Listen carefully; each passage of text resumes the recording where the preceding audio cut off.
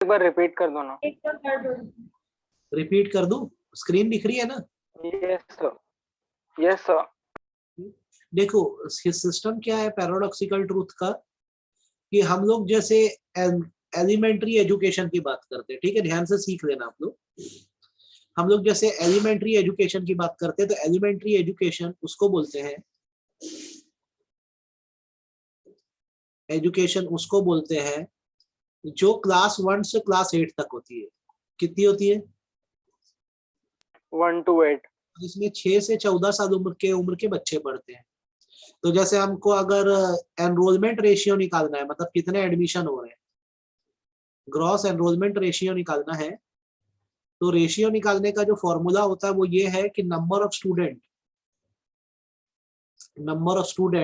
In class 1 to 8, class 1 to 8 में India भर में कितने स्टूडेंट है, divided by number of student of age group 6 से 14 साल। अब जैसे हमारे देश में आप जानते हो गरीबी बहुत ज्यादा है, तो बहुत सारे 6 से 14 साल की उम्र के बच्चे ऐसे भी होते हैं जो पढ़ाई नहीं कर पाते। सही बात है गलत बात है? सही बात है कि यस गलत? सर। बहुत गरीबी बहुत ज्यादा है ना यार देश में, तो अक्सर क्या होता है कि नंबर ऑफ स्टूडेंट ज्यादा होते हैं जो 6 से 14 साल की उम्र के होते हैं, और उनके एडमिशन स्कूलों में क्या होते हैं, कम होते हैं। लाइक मान लो 40 एडमिशन है, 100 बच्चे 6 से 14 साल की उम्र में, तो इनमें से 40 बच्चे जो है क्लास 1 to 8 में एडमिशन दे रहे हैं। अब इसको इंटू 100 करने से अपने को पता लग जाएगा कि 40% जो है हमारा एनरोलमेंट रेशियो है। मतलब अगर 6 से 14 साल की उम्र के 100 बच्चे हैं तो उनमें से केवल 40 जो है वही एडमिशन दे रहे हैं। आपको पहले ये बात समझ आई कि नहीं, ये पहले ये बताओ, हाँ या ना? Yes sir. पर इसमें हमारे देश का इशू एक बहुत बड़ा ये है जिसे हम लोग पैराडॉक्सिकल ट्रूथ बोलते हैं। पैराडॉक्सिकल मतलब होता है हाइपोथेटिकल या डिप्लोमेटिकली। हमारे देश का सच ये है कि माना कि नंबर ऑफ स्टूडेंट जो है हमारे देश में 6 से 14 साल की उम्र के 100 हैं, लेकिन हमारे एलिमेंट्री स्कूलों में जो एडमिशन्स हैं वो करीबन 400 के करीब है। तो ये जो 400 लोग हैं जो एडमिशन दे रहे हैं, उसमें से 6 से 14 साल की उम्र के कितने हैं? केवल 100 ही हैं। सही बात है गलत बात है? हाँ या नहीं? 6 से 14 साल की उम्र के केवल 100 बच्चे। अब मेरा अगर एडमिशन स्कूलों में 400 स्टूडेंट का दिख रहा है, तो उसमें से 6 से 14 साल के कितने हुए? 100 हुए। तो फिर ये बाकी बचे 300 कौन है? ये बाकी बचे 300 कौन है जो आ गए? ये कौन है? Who are they? ये वो लोग हैं जो फेल हो रहे हैं लगातार, मतलब पास ही नहीं, या वो लोग हैं जो 14 साल क्रॉस कर गए, अबाउ 14 ईयर्स, या ये ऐसे एडल्ट लोग हैं जो बचपन में नहीं पढ़ पाए थे तो अभी अपनी पढ़ाई चालू कर रहे हैं। तो हमारे देश की सच्चाई, ये पैराडॉक्सिकल ट्रूथ ये है कि the enrolment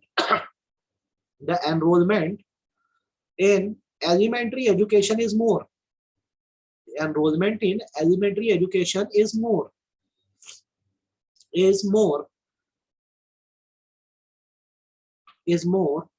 but children of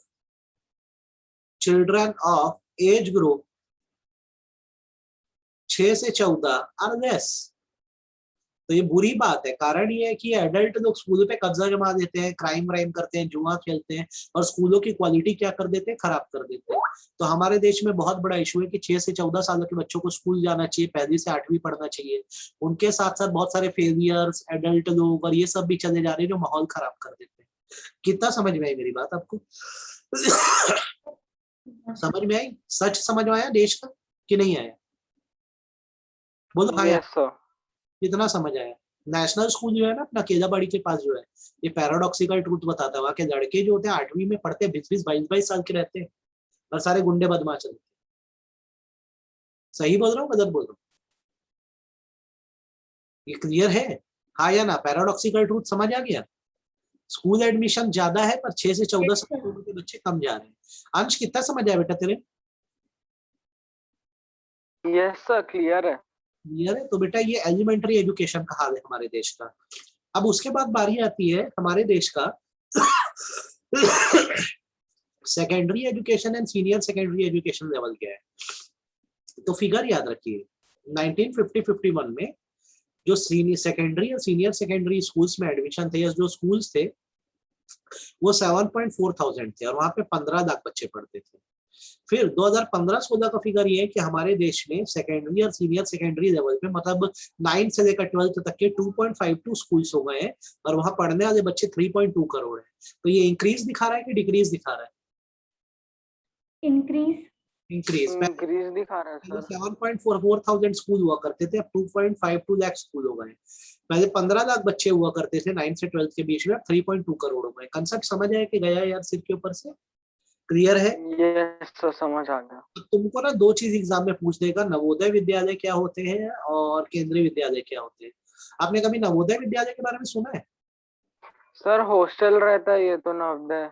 Navodaya Vidyalaya Pandit Jawaharlal Nehru ji की बनाई गई एक योजना थी, जिसको बाद में राजीव गांधी, इंदिरा गांधी ने देश में लाया 1988 में। नवोदय विद्यालय रूरल एरियाज में बनाए गए वो स्कूल होते हैं जहाँ पे क्वालिटी एजुकेशन दी जाती है, वो भी फॉर फ्री। फॉर फ्री का मतलब होता है यहाँ पे अगर आपका एडमिशन हो गया तो आपकी कोई स्कूल फीस नहीं होगी, कोई स्कूल फीस नहीं होगी। आपका हॉस्टल का खर्चा जो है वो गवर्नमेंट उठाएगी, आपके खाने पीने का खर्चा सरकार उठाएगी एज ए स्टूडेंट। तो अगर किसी बच्चे को नवोदय में डाल दिया जाए तो वहीं पे उसको रहना होता है। स्कूल की फीस, हॉस्टल की फीस, खाने पीने का जो खर्चा है वो सरकार उठाती है, पेरेंट्स को नहीं उठाना होता है। कितना समझ आया नवोदय का कंसेप्ट? नवोदय कितना समझ आया? जैसे दुर्ग में धमधा के पास है नवोदय विद्यालय, रायपुर में माना एयरपोर्ट के आगे सर, और नागपुरा में भी है। क्या? हाँ हाँ सर नागपुरा एरिया में भी है।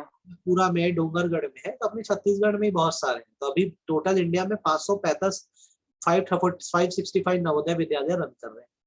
सिमिलरली केंद्रीय विद्यालय भी हमारे देश में, केवी।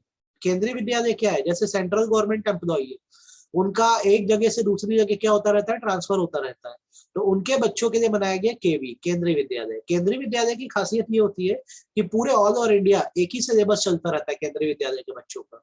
तो जैसे कोई अगर सेंट्रल गवर्नमेंट एम्प्लॉई है, दुर्ग के केंद्रीय विद्यालय में अपने बच्चे को पढ़ा रहा है, अब उसका ट्रांसफर मान लो महाराष्ट्र हो गया है, चेन्नई हो गया, तो वहां के भी केवी में डालेगा तो सिलेबस उतना ही चल रहा है, तो बच्चे का कुछ छूटता नहीं। अच्छी चीज है, बुरी चीज है? आपको अच्छी चीज है। केवी क्या है समझ आया? सेंट्रल गवर्नमेंट एम्प्लॉइज के लिए है, प्राइवेट लोग भी एडमिशन करा सकते हैं, पर क्या था, सेंट्रल गवर्नमेंट एम्प्लॉय को ऑल ओवर इंडिया ट्रांसफर होता रहता है ना, तो इसके लिए केंद्रीय विद्यालय का कंसेप्ट है। आप जहां जाएंगे वहां के केंद्रीय विद्यालय में एडमिशन करवा दीजिए, बच्चे का कोर्स नहीं छूटेगा। जहां पिछली जगह आप थे वहां पे जितना कोर्स था यहाँ पे भी उतना ही चल रहा है। ठीक है, तो अभी हमारे देश में करंटली 1128 केंद्रीय विद्यालय है जहाँ पे 12.6 लाख स्टूडेंट पढ़ रहे हैं। ठीक है, 3 केंद्रीय विद्यालय विदेशों में भी है, ये याद रखना, IMPS स्टार बना दे रहा हूँ।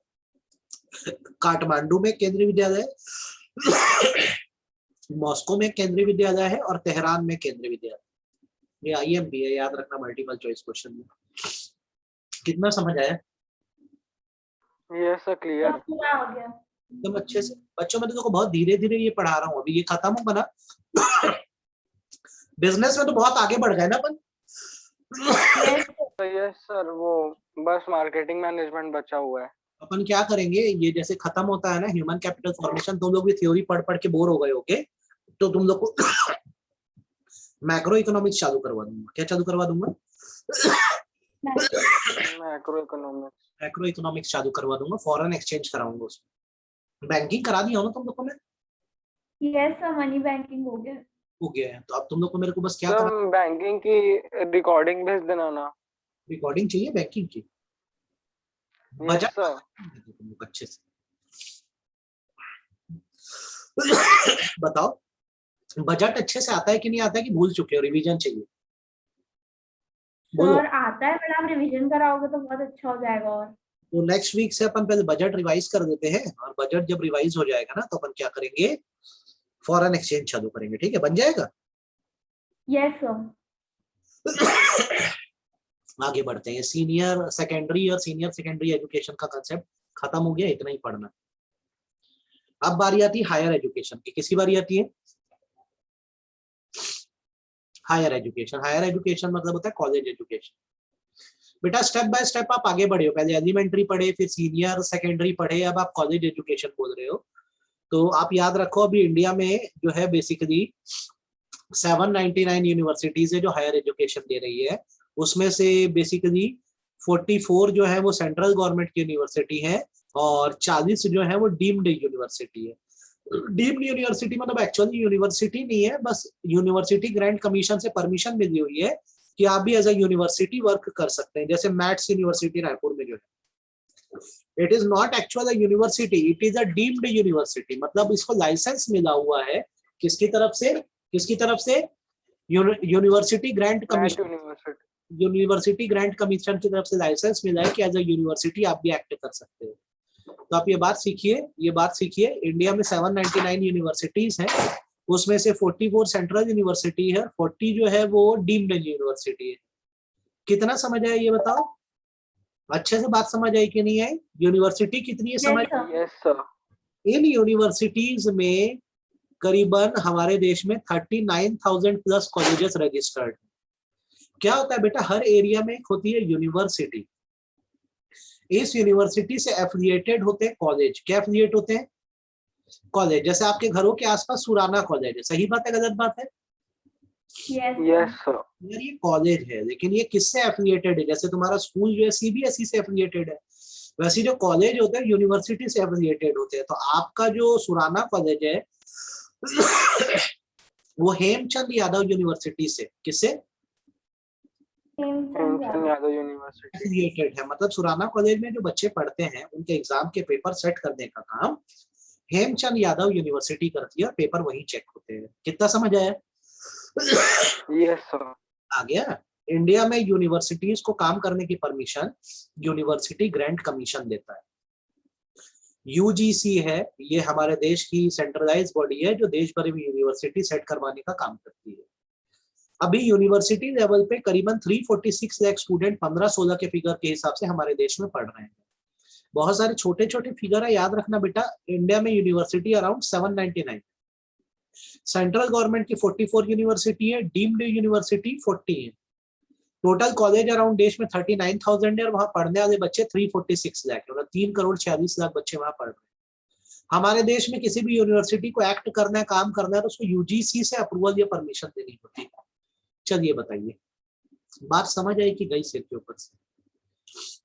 सर आप भी समझ भाई ये वीडियो भी मैं भेज दूंगा आपको, ठीक है? सर यूसीजी क्या है? क्या चीज? सर यूसीजी यूजीसी क्या? सर यूसीजी का अच्छा यही है क्या? हाँ सर ठीक है। बताया था ना, एनसीईआरटी सीनियर सेकेंडरी के लिए।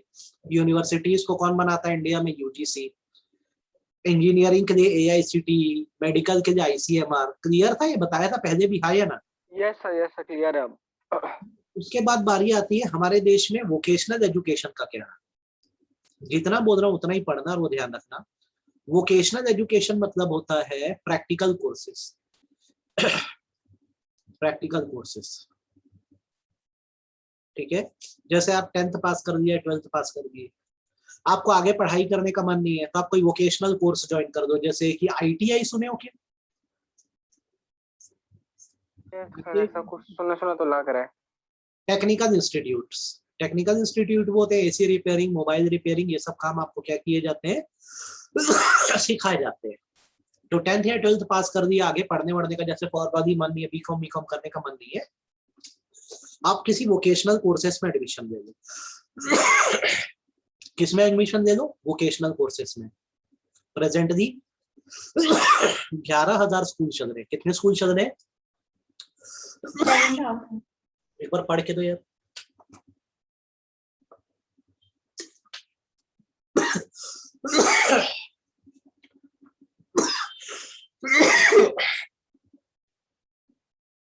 ये क्लियर है कि नहीं है? ये पढ़ के बताओ समझ आया कि नहीं आया? हाँ या नहीं? जहां पे जैसे आप एडमिशन दोगे, mobile repairing, AC repairing, machine repairing, ये सब काम आपको सिखाए जाएंगे। कोई तकलीफ है कि समझ आ गया? ये बताओ। ये सब क्लियर है। यस सर क्लियर है। नीचे आओ। टेक्निकल मतलब इंजीनियरिंग, मेडिकल और एजुकेशनल। एग्रीकल्चर एजुकेशन का इंडिया में क्या पोजीशन है? तो अगर किसी को डिप्लोमा करना है तो 1951 में 43 डिप्लोमा इंस्टीट्यूशन थे, पॉलिटेक्निक कॉलेजेस। अब ये बढ़ के 1914 हो गए। पहले ये फिगर समझो, पॉलिटेक्निक कॉलेज कितने से कितने हो गए? 51। पॉलिटेक्निक समझते हो किसको बोलते हैं? पॉलिटेक्निक समझते हो कि नहीं, पहले तो ये बता दो, हाँ या ना? नहीं समझते हो। आपको आगे इंजीनियरिंग करना है पर आपकी उतनी कैपेसिटी नहीं है, मतलब आप उतना ज्यादा मार्क वर्क स्कोर नहीं कर पाते, बार बार फेल हो जाते हो। तो क्लास 10th के बाद हमारे देश में डिप्लोमा सिस्टम होता है कि तुम डिग्री लेके इंजीनियर नहीं बन सकते तो डिप्लोमा इंजीनियर बन जाओ। इसके लिए हमारे देश में पॉलिटेक्निक कॉलेज खोले गए हैं जहाँ पे आपको इंजीनियरिंग जैसी ही एजुकेशन दी जाती है। जैसे हमारे दुर्ग में राजेंद्र पार्क के पास पॉलिटेक्निक कॉलेज है, पेट्रोल पंप है ना उसके पास जस्ट पॉलिटेक्निक कॉलेज है। तो अगर आपने 10th पास किया, आगे इंजीनियरिंग करनी थी पर पास नहीं हो पा रहे हो एग्जाम, तो पॉलिटेक्निक में जाके एडमिशन ले लो। बात समझ आई कि नहीं आई ये बताओ, हाँ या ना? Yes, sir. उसके बाद अगर मेडिकल कॉलेजेस सब बोलोगे तो 289 मेडिकल कॉलेजेस हमारे देश में है जिनकी एडमिशन कैपेसिटी 32,000 है। ये पूरा पढ़ना पड़ेगा यार, इसको छोड़ नहीं सकते, याद रखना। डेंटल कॉलेजेस जो है वो 282 है और उसमें एडमिशन कैपेसिटी 22,680 है। सब फिगर को एक बार देखना है और इससे ज्यादा कुछ नहीं करना है। हमारे देश में अलग अलग रिसर्च सेंटर भी बनाए गए हैं, जैसे IIT है, Indian institute of technology, agricultural research institute है ARI, इंडियन स्टैटिस्टिकल इंस्टीट्यूट है, नेशनल फिजिकल लेबोरेटरी है, नेशनल केमिकल लेबोरेटरी है, इंस्टीट्यूट ऑफ इकोनॉमिक ग्रोथ है। ये सर हमारे देश के रिसर्च इंस्टीट्यूशंस। अब इसका मीनिंग पढ़ दो, इतना पढ़ के दो, मेरे को समझ आ रहा है कि नहीं बताओ? इतना पढ़ के दो, समझ आ रहा है कि नहीं बताओ, हाँ या नहीं? इतना समझ आ रहा है कि नहीं, पढ़ के दो और बताओ समझ आ रहा है कि नहीं आ रहा है, ईमानदारी से। अंश, सौम्या, ये क्लियर है आपको? Engineering education, medical education. Yes sir. Yes, sir. अब साइड में देखो एक बॉक्स बना हुआ है, ये डब्बे को थोड़ा इंपॉर्टेंट टाइप से पढ़ देना कि इंडिया में लिटरेसी रेट क्या रहा है। तो आजादी के समय करीब 18% हुआ करता था लिटरेसी रेट, 18.33। 2011 के सेंसस आते आते 74.04% हो गया। ये लिटरेसी रेट आपको याद रखना है। आप बताओ ये पहली बार समझ आई कि नहीं आई, हाँ या ना? आपको ये समझ आया, पहले लिटरेसी रेट 18% था, बढ़ के 74% हमारे देश में हो गया है। ये 18% 1951 में था, ये 2011 का फिगर है। कितना क्लियर है पहले बताओ, ये बॉक्स समझ आया कि नहीं आया, बोलो। Yes, sir. Then female literacy rate की बात करते हैं, मेल लिटरेसी रेट। तो फीमेल का जो लिटरेसी रेट है, FLR मतलब फीमेल लिटरेसी रेट, ये 65.46% है। और मेल का लिटरेसी रेट जो है MLR, ये 82% है। ये कहीं ना कहीं आज भी हमारे सोच देश में जेंडर डिस्क्रिमिनेशन दिखाता है। बात समझ आई कि गई सिर के ऊपर से? कंसेप्ट क्लियर है कि नहीं, बोलो हाँ या ना? Yes, sir. Clear. क्लियर है।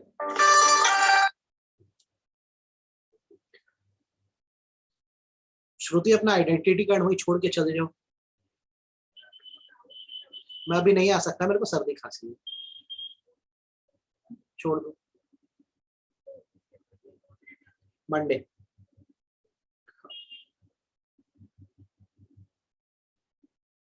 चलो, तो यार ये हो गया कंसेप्ट आपका, इसमें कोई दिक्कत तो नहीं है। मेडिकल एजुकेशन लिटरेसी का कंसेप्ट क्लियर है कि नहीं, हाँ या ना बोल दो, चलो ईमानदारी से।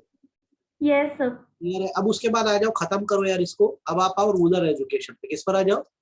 रूरल एजुकेशन पे। गांव में क्या हिसाब किताब है? तो गांव में एजुकेशन को बढ़ाने के लिए national rural higher education council बनाई गई है, ठीक है। इस काउंसिल के तहत 14 रूरल एजुकेशनल इंस्टीट्यूशंस फंक्शन कर रहे हैं। जो गांव में बच्चे शेड्यूल कास्ट या शेड्यूल ट्राइब से आते हैं उनको यहाँ पे फ्री एजुकेशन मिलती है। यहाँ पे मैं स्टार बना दे रहा हूँ, VINP पॉइंट, ध्यान रखना। रूरल एरिया में एजुकेशन को बढ़ावा देने के लिए national rural higher education council है। इस काउंसिल में 14 एजुकेशनल इंस्टीट्यूशन काम कर रहे हैं जो SC/ST बच्चों को फ्री एजुकेशन देते हैं। ये समझ आया कि नहीं आया? हाँ या नहीं? पढ़ के देखो और बताओ समझ आ रहा है कि नहीं आया? क्लियर है? बोलो बोलो बोलो। Yes, sir. अच्छे से क्या आधा अधूरा? अच्छे से। अच्छे से। अंश कितना क्लियर है बेटा? जितना पढ़ा अभी तक, जितना पढ़ा अभी तक कितना क्लियर है बताओ? अंश मेरी आवाज आ रही है बेटा? हाँ या ना? कितना क्लियर है यहाँ तक जो पढ़े?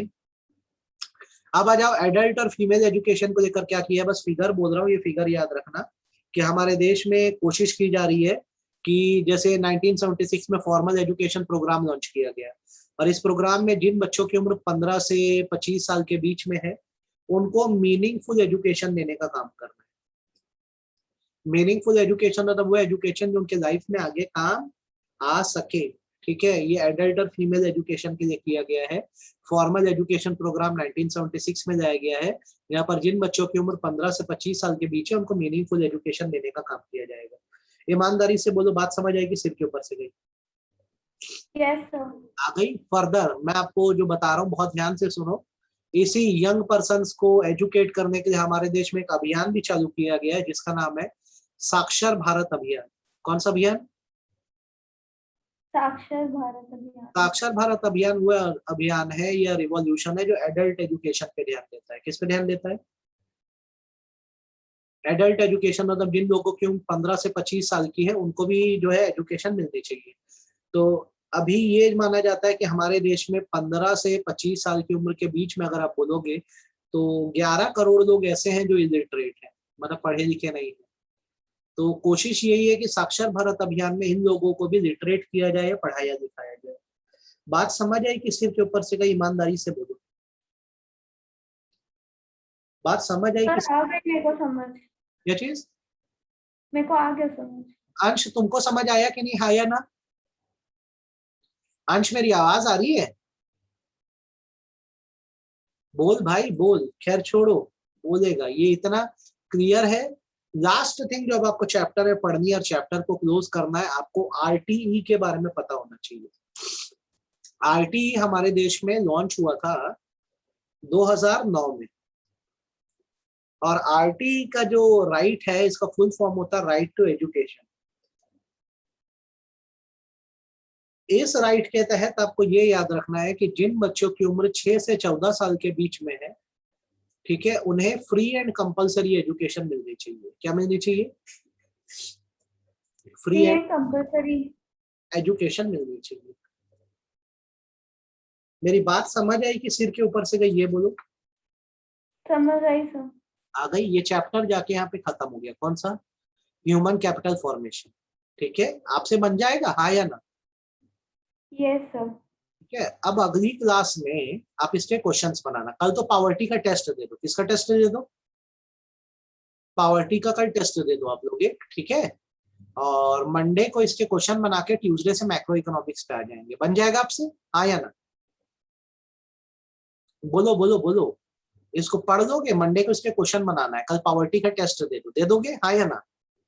Okay sir. ये करो। सर कल कैसे रहेगा लॉ की कोचिंग का? अरे मैं अपना ये देख के बताऊंगा भैया। मेरी हालत आज खराब लग रही है, दवा खा के सो रहा हूँ। ठीक लगा तो लूंगा वरना नहीं लूंगा। ठीक है, okay sir. Prevention is better than cure. क्यों हेडेक पालना है कि नहीं? यस सर बिल्कुल। ठीक है। ये क्या है? ठीक है सर। बारिश हुई है ना तो भीग भीग गया हाँ। तो ये पूरा असर हो गया ज्यादा ही। ठीक है बेटा, मैं कल का इन्फॉर्म करता हूँ। टेस्ट तो पॉजिटिवली पावर्टी का दोगे, लॉ की क्लास का मैं इन्फॉर्म करूंगा। ठीक है, okay sir, take care. Bye बेटा।